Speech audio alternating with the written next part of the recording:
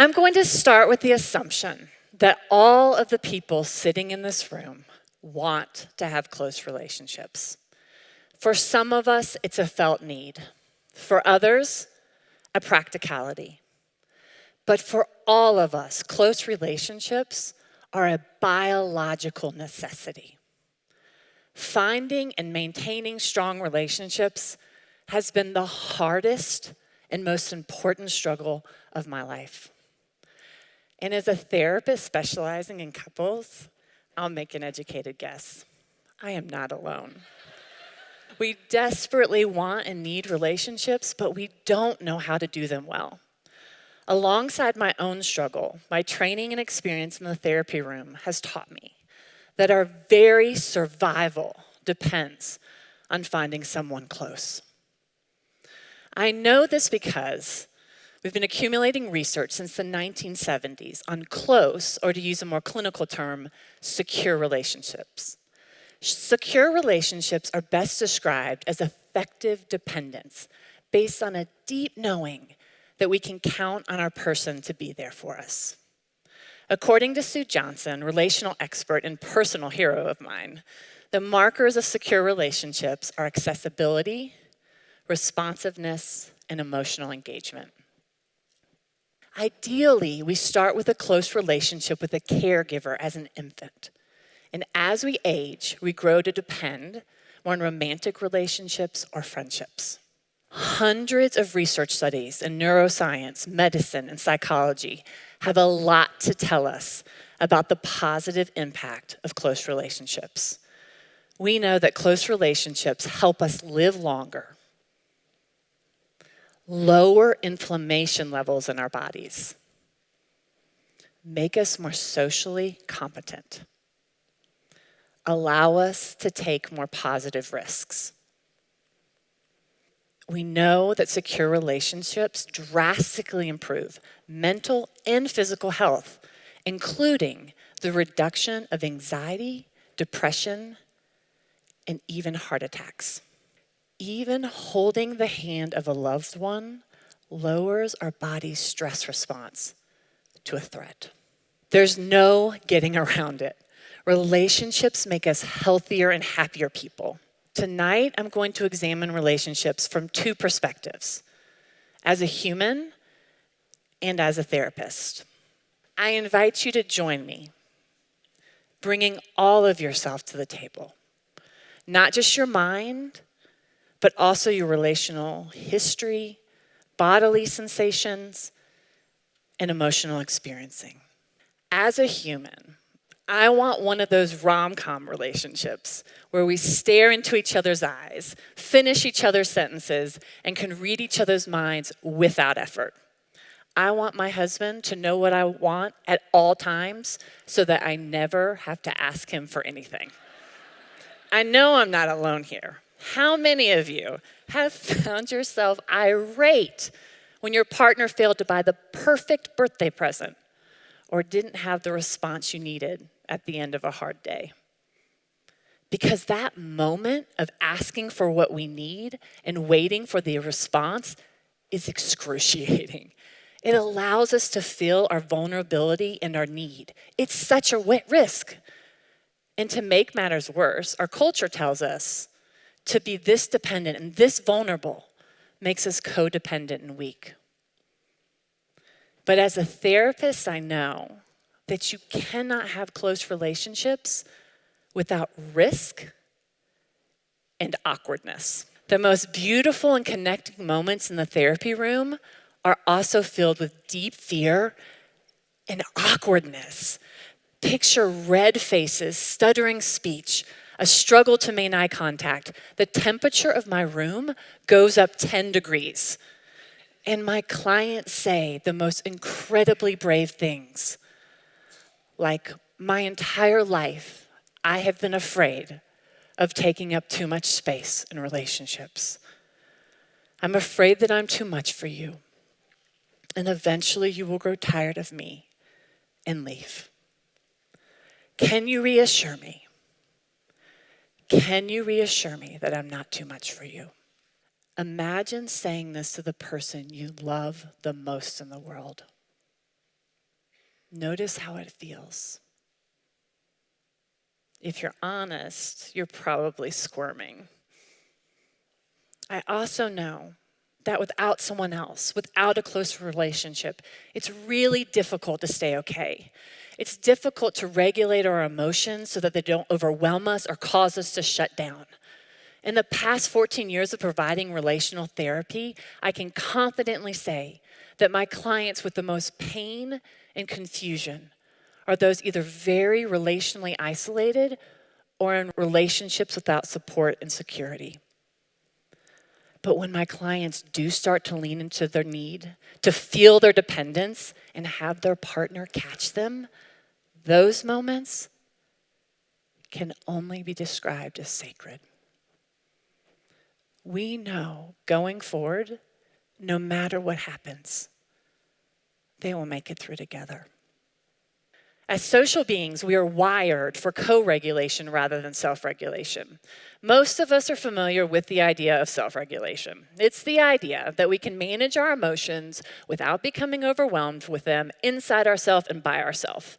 It's often considered a sign of strength or health. I call bullshit on that. Sure, many of us can keep it together in the moment when something awful happens, like getting fired or being dumped by someone we love. But what comes next is co-regulation. You call a friend, they offer their care and support. They feel angry and hurt with you, and if you're really lucky, they might even offer to punch your ex-boss in the face. Your breathing calms, your heart rate slows. You know you'll be okay. Self-regulation cannot exist without co-regulation. Co-regulation is a dance between two nervous systems where each system is supporting the other. Our brains expect that there will be someone we can rely on to help us stay regulated. It's how we are hardwired. One research study shows that if we were to stand in front of a hill alone, your body will perceive the hill to be higher than if you were to stand in front of a hill with a friend. Think of it this way. You can take a tricycle to get to work in the morning, but by the time you arrive, you probably wish you had taken just about any other form of transportation. Sure, the tricycle got you to work, but at what cost? By the time you arrive, you don't have the time or the energy to do anything else. You see, the cost of being alone is quite high. At this point, you're probably feeling a limited number of things. Some of you are feeling intense gratitude for that person in your life with whom you found security. Others are feeling pretty hopeless, as I've made it pretty clear that you're going to die tomorrow if you don't find someone to love and to love you in return. Others find the idea of needing someone this much unbearable and are dismissing what I have to say by feeling bored, distracted, or numbed out. I have been every one of those people. I have found that the emotions involved in relationships are way too much for me. I don't like feeling scared or angry or sad or even hopeless. Like many of you, I learned early on from a variety of places that showing up with my big emotions left me rejected and alone.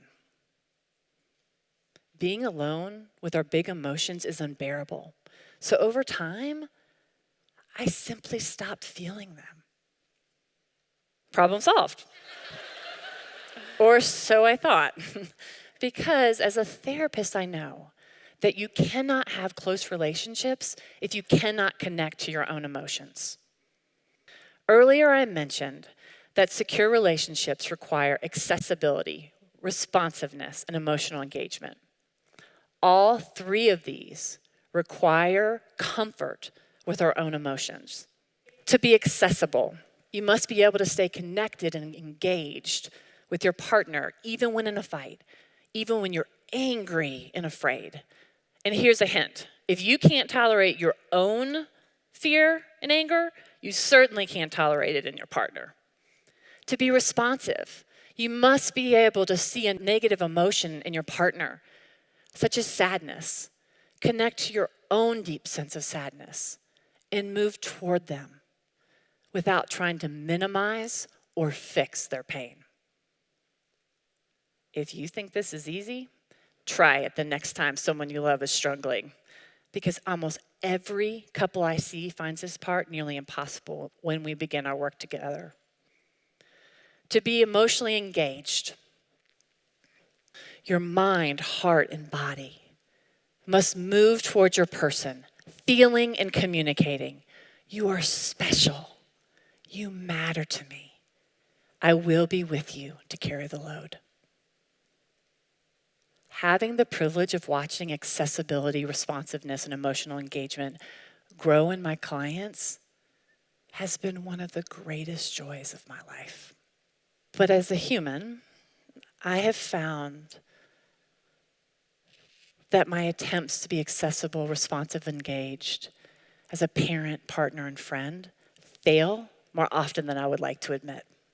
My kids drive me crazy, and I withdraw or explode in anger. My husband disappoints me. I pretend I don't need him. So many times I don't listen and respond as I should when my friends are hurting.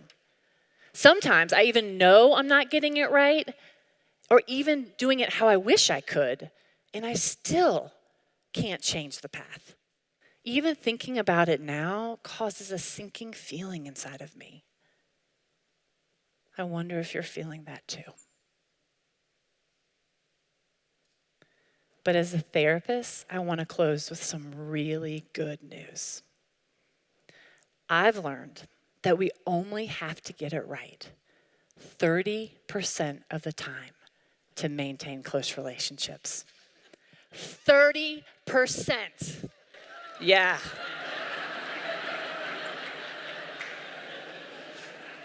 The expectation is that we as therapists, partners, parents, and friends will fail more often than we will get it right. I've learned that when we get it wrong, we only have to be willing to stop, move toward our person, hear about our mistake, and care about the impact. Now, we all know that is definitely not easy, but what a gift it is. We don't have to get it right to keep our loved ones close. In the therapy room, I have seen couples recover from even the worst betrayals and relational failures, coming back together with more connection than all three of us thought was possible. It takes courage to long for, yet struggle with relationships. And more than anything tonight, I want you to know that the fear and the pain and the struggle, they are worth it. And I want you to know that you are not alone in your struggle. I'll say it again. You are not alone. As a human and as a therapist, I know all too well how hard it is and how sacred it is to love and be loved by a safe person in a secure relationship. I wish that for every one of you. Thank you.